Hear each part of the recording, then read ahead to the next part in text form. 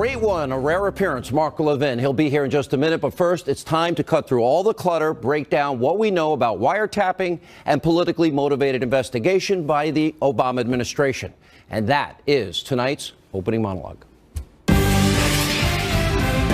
All right, so over the weekend, President Donald Trump set off a firestorm. He tweeted the following, quote, "How low has President Obama gone to tap my phones during the very sacred election process?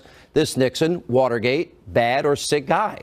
Now, predictably, the left, Democrats, their cronies at the alt-left propaganda, destroy Trump media, they went into full-on meltdown mode and declared the president to be a liar once again. Now, there's also been some pushback from the FBI Director James Comey. We'll get to that in a minute. And now, for weeks on this program, on my radio show, I've been discussing what I call Obama's shadow government and the career bureaucrats who are actively working against President Trump from inside the government.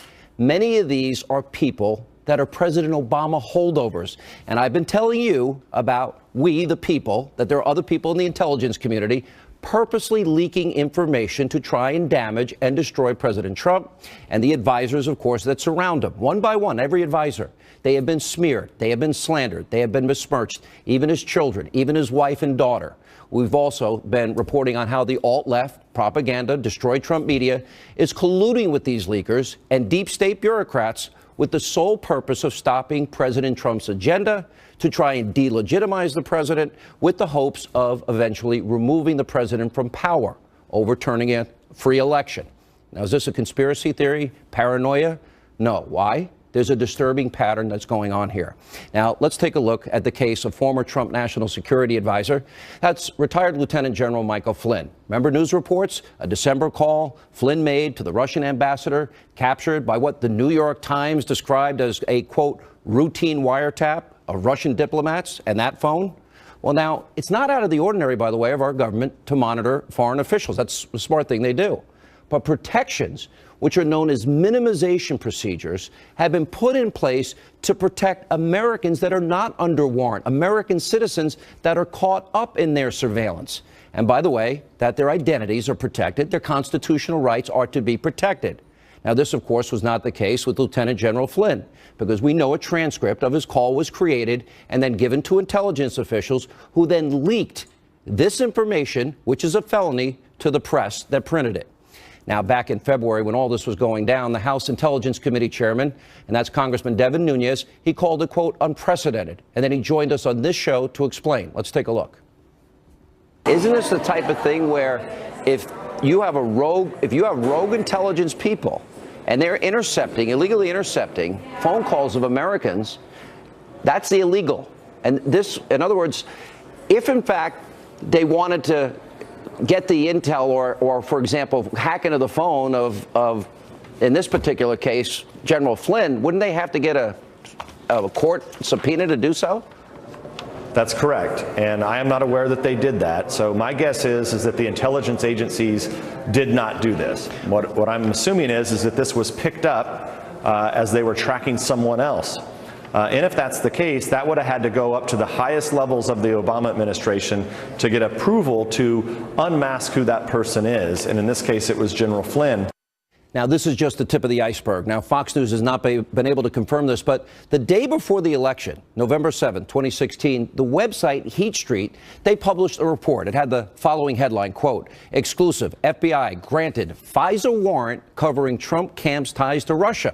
And according to Heat Street, in October 2016, the Obama administration went to the FISA court, which grants warrants for surveillance for potential spies or terrorists to monitor, which Heat Street described as, quote, U.S. persons in Donald Trump's campaign with ties to Russia.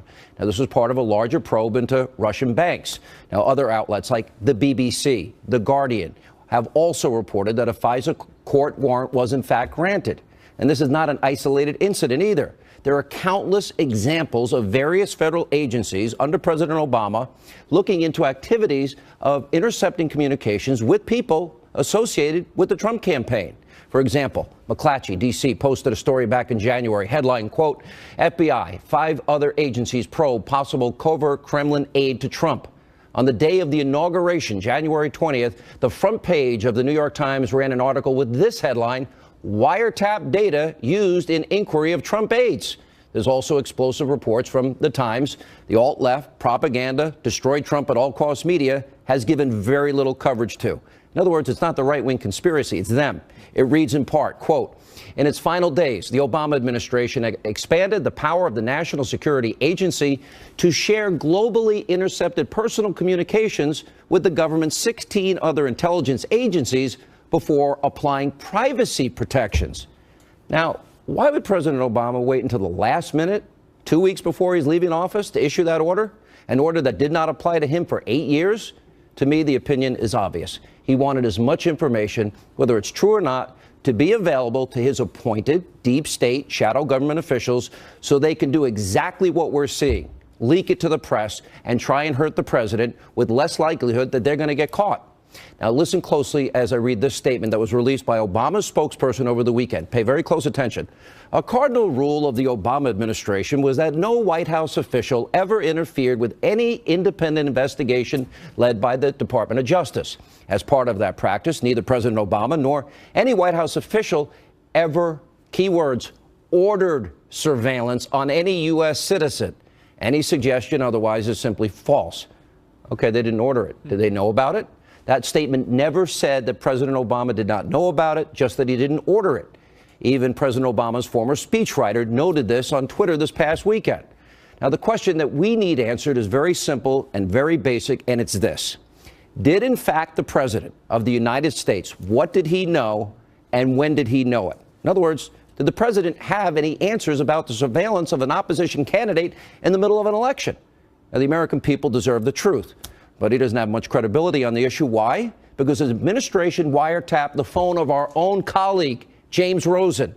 There's also former Attorney General Michael Mukasey, who knows a thing or two about this entire process. Here's what he said.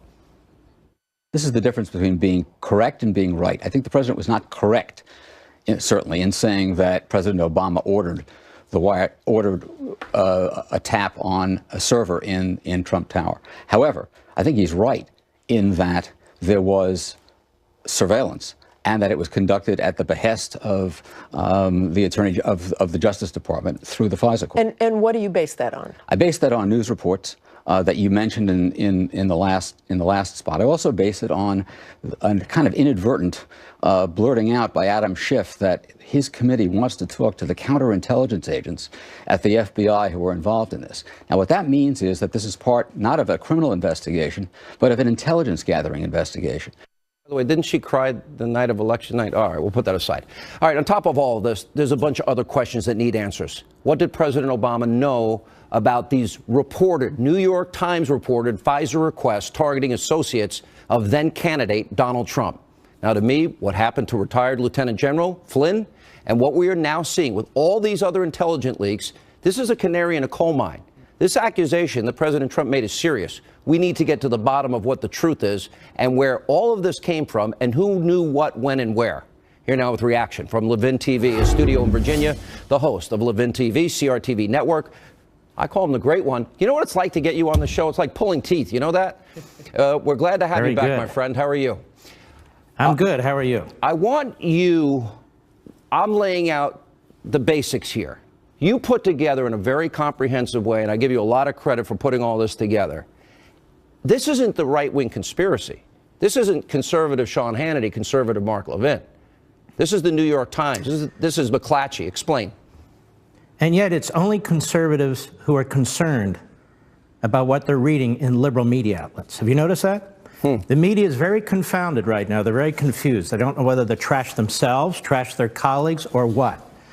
Now, you asked a question. You said, what did Obama know? We know he knows this much. Everything you just read, he knew, because it's in the newspapers. That's pretty big. Number two, we know that if a FISA warrant was secured, it's very likely in his daily intelligence briefing or a call from the Attorney General or the Director of the FBI, the President would be given a heads up. There's nothing illegal about it, but he'd be given a heads up. Here's what else we know. There's all kinds of, based on these reports, investigative activities going on.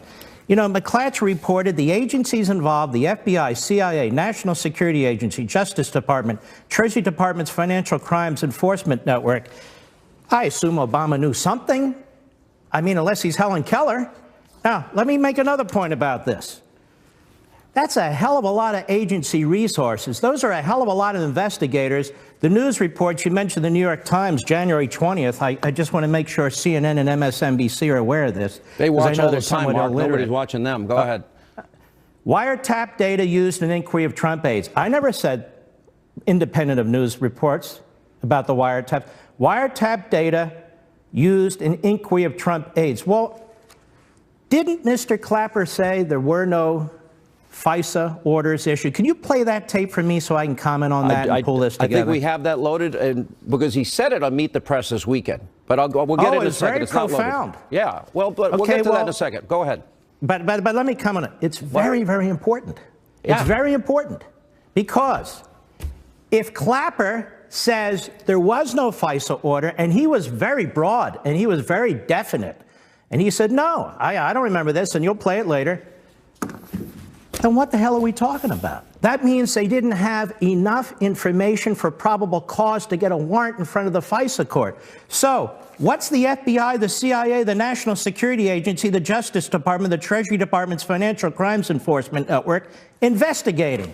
What are these wiretaps that the New York Times is talking about? You know, I know they want to focus on Donald Trump and his tweet. I want to focus on America and the Constitution. The reason I got fed up with this last week is I'm a constitutional conservative. I look at this. If I'm reading these news reports, we have a runaway executive branch. I don't know who knows what. And as of today, the media don't appear to know who knows what, which is exactly why I've been calling for congressional investigations. The question is, why aren't CNN, CBS, NBC, MSNBC, and all the rest of them, why aren't they concerned about this? Mark, rather than mock the president and his tweet, pay attention to what your own reporters and other reporters are saying. So what you say is really deep and profound here, and I want to put some emphasis on this, and that is that the news media reported the leaks, the news media reported the surveillance, they reported it repeatedly. This is the mainstream media. As far as I know, they've never retracted the story, and everybody knew about it. It was not something that was hidden. Now, in fact, Donald Trump mentions that, in fact, it happened, and somehow this is, oh my gosh, this is outrageous. What do we, how do we definitively find out that, in fact, in June and again in October, there were attempts to surveil the then candidate of the opposition party by the current administration at the time, the Obama administration? Well, two things need to happen one way or another. Number one, the FISA applications, which Clapper denies, by the way. He denies, and the follow-up was pathetic over there at NBC, but we'll get to that. The FISA applications should be released. That's number one. The warrant that was supposedly secured in October should be released. The other thing that needs to be done is these daily presidential briefings that the president received, that the intelligence agencies and law enforcement agencies coordinate on and prepare. The Intelligence Committee chairmen need to read them. And now we'll get to the bottom of this. Now, I find it very interesting. People are saying, well, let Trump release the damn FISA stuff. Can you imagine if he does that? He'd be accused of interfering with investigations, trying to intimidate the Justice Department. No. Let Congress finally step up and do its job. They have oversight committees. We pay these people to do their jobs. Now get into those damn FISA applications. Isn't the reason... Look at the so-called warrant. Hold on now. Yeah. Look at the warrant that was released. Look at these daily briefings, and let's see what's in them. All right, great one. We miss having you on. Stay right there.